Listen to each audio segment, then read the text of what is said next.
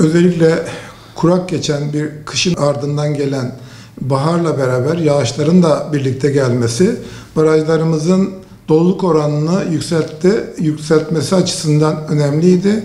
Ve bununla beraber hepimiz sevindik. Barajlarımız doldu. İşte içme suyu ihtiyacımız, sıkıntımız kalmadı. Bunun ardından da tarımsal sulama anlamında da boş olan barajlarımızın dolmasıyla tarımsal sulamada da su ihtiyacımızı karşılayacak olmanın mutluluğunu yaşadık. Ancak bununla beraber, baharla beraber gelen bu yağışlar nemin artmasına, dolayısıyla da sıcaklıkla beraber ortaya çıkan bu nemle beraber hastalık ve zararlı etmenlerinin de artmasına yol açtı. Bu da özellikle ekili olan ürünlerde hastalık ve zararların da çoğalması ve bunun da verime ve kaliteye olumsuz yansıması şeklinde karşımıza çıkacak gibi görünüyor. Bunun yanında yine döllenme dönemine denk gelen bu yağışlar bitkilerin döllenmesine olumsuz yönde etkiledi ve bu da yine verimi olumsuz yönde etkileyecek bir etmen olarak karşımıza çıktı.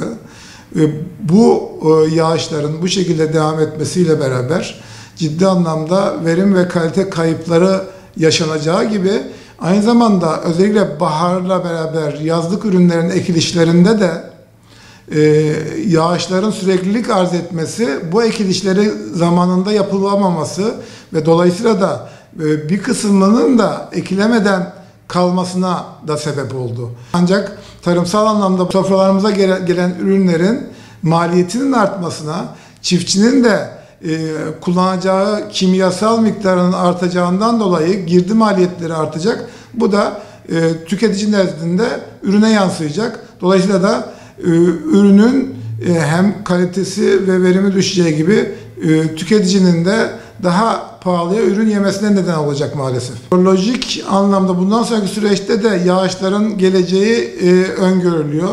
Bu şekilde artık mevsimsel olarak bu şekilde devam etmesi özellikle kuru tarım yapılan bölgelerde olumlu yansıyacak. Ama sulu tarım yapılan bölgelerde bunun hastalık ve zararlı etmenlerinin daha da artmasına yol açacak. Ancak burada esas önemli olan konu şu: iklimlerin sürekli değişiklik göstermesi bizim de yetiştirme alışkanlıklarımızı değiştirmemiz gerektiğini ortaya koyuyor ve değişen iklim koşullarına adapte olacak yeni yetiştirme teknikleri, yeni çeşitleri bölgelerimize adapte edecek çalışmaları yapmamız gerekiyor.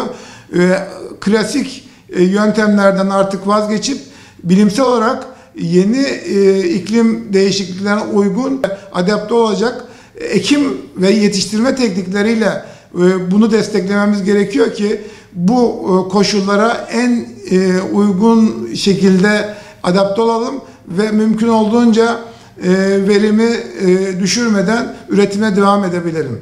Kuraklık ya da aşırı yağışlarla beraber dediğim gibi yeni çeşitlerin ıslah materyallerinin, yeni çeşitlerin ıslah yöntemlerine ağırlık verilmeli.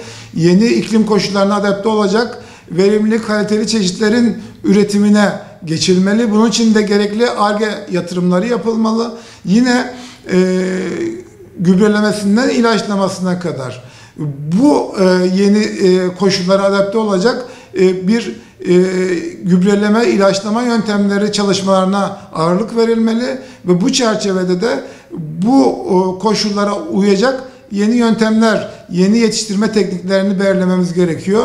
Yine özellikle suyu tasarruflu kullanmak için gerekli olan yatırımlar yapılmalı. Kayıp kaçak oranlarını minimize edecek şekilde su kaynağından tarlaya kadar kayıp kaçak oranını minimize edecek kapalı sistemlere geçilmesi gerekiyor ve buradan da tarla içinde de bunun vahşi sulama dediğimiz karık ya da salma sulama yöntemlerinden vazgeçip damla ve basınçlı sulama yöntemleri olan yağmurlama sulama yöntemlerine geçmemiz gerekiyor. Bunun için de çiftçiye gerekli olan altyapı destekleri verilmeli ki pahalı olan bu yöntemleri çiftçi kabullensin ve her şeyden önemlisi de çiftçiye bu yöntemleri kullanması önerilirken de bilimi de çiftçiyle beraber devreye sokarak sadece bu yöntemleri kullanması değil, nasıl kullanacağının da öğretilmesi ve hangi bitkiye, hangi dönemde ne kadar, ne miktarda su verileceğinin de hesaplanarak doğru bir modelleme yöntemi kullanmamız gerekiyor. Çünkü artık suyu çok fazla tasarruf etmemiz gerekiyor. Su ne olacağı belli değil ve tarımda da toplam kullanılan suyun %77'sinin kullanıldığı düşünürsek en büyük tasarruf yöntemi de tarımda yapılması gerekli diye düşünüyorum.